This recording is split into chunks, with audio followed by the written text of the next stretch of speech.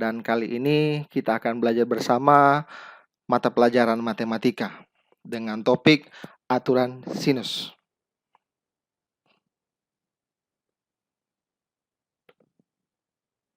Dengan kompetensi dasar, menjelaskan aturan sinus dan kosinus, dan menyelesaikan masalah yang berkaitan dengan aturan sinus dan kosinus. Dan tujuan pembelajaran melalui pembelajaran Vicon ini diharapkan dapat memahami aturan sinus. Yang kedua, menyelesaikan masalah yang berkaitan dengan sinus dalam kehidupan sehari-hari. Untuk menentukan nilai sisi pada segitiga sembarang dapat ditentukan dengan cara yang lebih mudah dengan memakai aturan sinus. Tentunya sebelum kita memanfaatkan rumus tersebut, kita harus mengetahui terlebih dahulu bagaimana proses menemukan rumus tersebut. Misalkan kita gambar segitiga sembarang.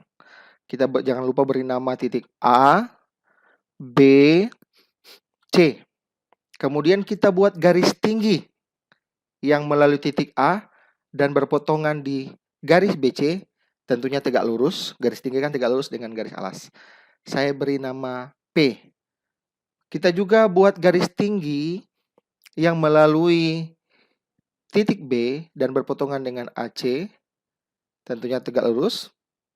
Saya beri nama Q. Dan terakhir, kita buat garis tinggi dari titik C berpotongan dengan garis AB, saya beri nama R. Sekali lagi tentunya tegak lurus. Dan garis BC, tentunya kita tahu bersama, kita beri nama A, huruf kecil. Jadi panjang ruas garis BC juga bisa diberi nama A. Kenapa diberi nama A? Karena di depan sudut A. Kemudian ruas garis AC kita beri nama B, sama seperti tadi di depan sudut B. Dan ruas garis AB kita beri nama C. Oke, perhatikan segitiganya. Nah, sekarang kita perhatikan segitiga ACR. Pada pembelajaran sebelumnya, kita sudah mengetahui bagaimana perbandingan trigonometri. Dan sehingga kita bisa tulis sin A. Adik-adik bisa tulis di komen.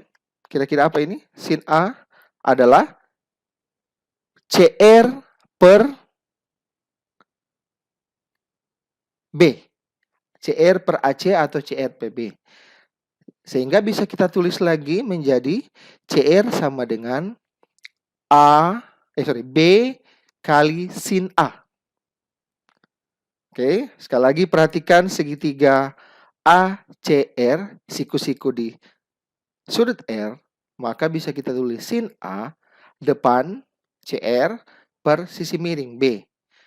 Jika bisa kita tulis CR sama dengan B kali sin A. Misalkan kalau kita perhatikan, kalau misalkan 3, bisa kita tuliskan 6 per 2 atau 6 bagi 2. Berarti 6 bisa kita tuliskan 2 kali 3. Oke, kita lanjut. Perhatikan segitiga yang ada di sampingnya.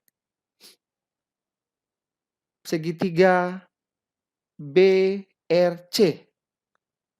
Sama seperti halnya tadi, sudut R merupakan sudut siku-siku. Sehingga bisa kita tulis sin B sama dengan CR per A. Jadi depan, kalau perbandingan sin kan depan per sisi miring. Sehingga bisa kita tulis lagi CR sama dengan A kali sin B. CR yang sama, berarti nilai CR yang sama, berarti nilainya sama kan?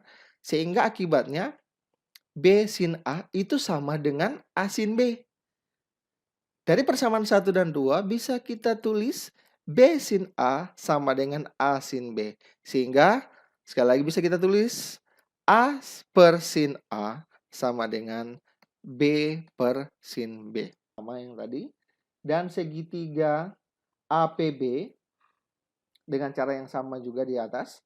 Kita dapat A per sin A sama dengan B per sin B. Sehingga bisa kita tulis lagi rumus yang baru, yaitu aturan sinus, sehingga diperoleh rumus aturan sinus A per sin A sama dengan B per sin B sama dengan C per sin C. Oke. Untuk lebih memahami bagaimana memanfaatkan rumus aturan sinus ini dalam pembelajaran matematika, tentunya perlu latihan soal. Contoh penyelesaian masalah pertama. Suatu segitiga ABC memiliki panjang AC 8. Jika besar sudut BAC sama dengan 45 dan sudut ABC sama dengan 60, maka panjang BC sama dengan, tentunya pertama kita buat gambar terlebih dahulu. Nah, perhatikan baik-baik, mungkin ada yang sudah mengetahui, tapi tetap saya mau jelaskan kembali. Penempatan sudut BAC, perhatikan yang di bagian tengah A. Berarti kalau BAC berarti 45-nya di sudut A. Kemudian kalau sudut ABC, berarti penempatan sudutnya di sudut B 60 derajat. Yang ditanya panjang BC berarti panjang yang di hadapan ini. Kalau selain ditulis AC ini kan bisa ditulis B huruf kecil kan? Seperti yang dikatakan tadi bahwa B huruf kecil itu di depan sudut B. Kemudian A huruf kecil di depan sudut A. Sehingga dari gambar tersebut kita bisa tulis BC per sin A, BC per sin A, atau A kecil per sin A, AC per sin B, atau B kecil per sin B. Sin BC per sin 45 derajat dan AC per sin 60 derajat. Nah, sekarang sin 45 kan kita sudah belajar sebelumnya bahwa sin 45 itu 1/2 akar 2. Kalau misalkan adik-adik lupa, kita ingat kembali kan perbandingan trigonometri sudut istimewa. Sin 0, 30, 45, 60, 90. Nah, bisa dengan mudah kita hafal. Sin 0, 0, sin 30 1/2, sin 45 1/2 akar 2, sin 60 1/2 akar 3, dan sin 51. Untuk cos, kebalikannya, tapi untuk cos nanti pembelajaran berikutnya. Oke, sehingga bisa kita tulis bahwa sin 45 1/2 akar 2, sin 60 1/2 akar 3. Kita kali silang, sehingga mendapat B sama dengan 8 kali 1/2 akar 2 bahagi 1/2 akar 3.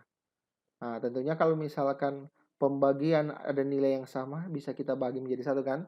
Kita lihat di sini. 1/2 dengan 1/2 kita cancel atau kita jadikan 1. Jadi 1/2 bagi 1/2 kan 1, bisa kita hilangkan. Berarti jadi 8 kali akar 2 per akar 3. Nah, kita tahu bersama pada pembelajaran kelas 1, kelas 10, bentuk ini tidak rasional. Kenapa dikatakan tidak rasional? Karena penyebut yang bentuk akar itu penyebut yang bentuk pecahan ini tidak rasional. Nah, mungkin kita bisa ingat kembali apa sebenarnya bentuk akar. Kalau misalkan pernah adik-adik ingat dulu bahwa kalau perbedaan antara akar 3 dengan akar 4. Akar 3 itu bentuk akar. Akar 4 apakah bentuk akar?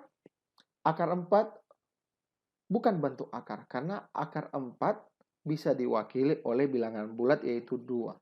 Jadi kalau misalkan bentuk akar nilainya tidak bisa diwakili oleh bilangan bulat. Jadi akar 3 bentuk akar. Apalagi bentuk akar? Akar 7, akar 5, akar 11, dan seterusnya. Oke?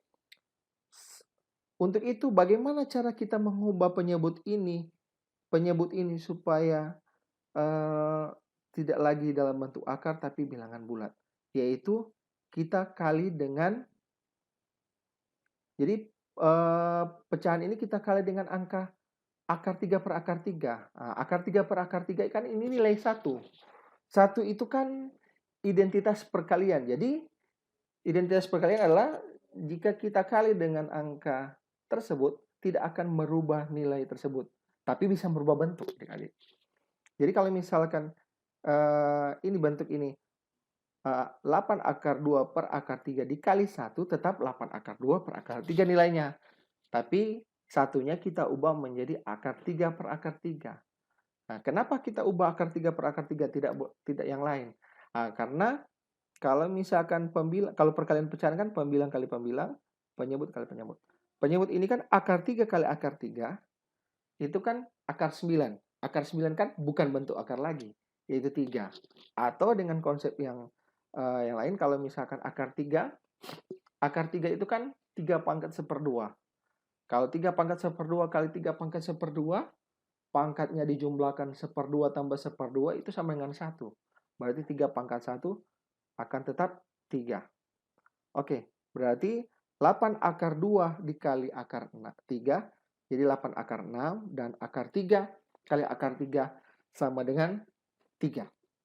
Nah, untuk lebih memastikan lagi kita paham atau tidak rumusnya, kita latihan soal untuk contoh yang kedua.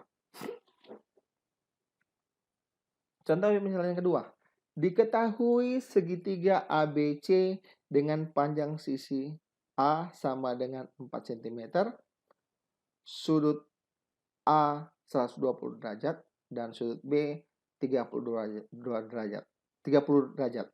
Maka panjang sisi C adalah, kita gambar terlebih dahulu. Nah, perhatikan di sini. Jadi sudut A 120, sudut B 30, dan kemudian panjang BC atau panjang A 4 cm. Jadi panjang BC atau panjang A. Jadi A itu di depan sudut A yaitu 4 cm.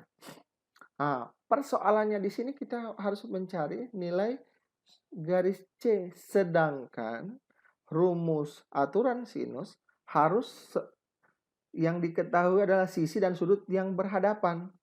Nah, harusnya kalau misalkan pertanyaannya seperti yang tadi, harusnya ditanya panjang B atau panjang AC. Tapi kok ditanya panjang AB atau panjang C di sini? Nah, untuk itu kita perlu mengetahui dulu,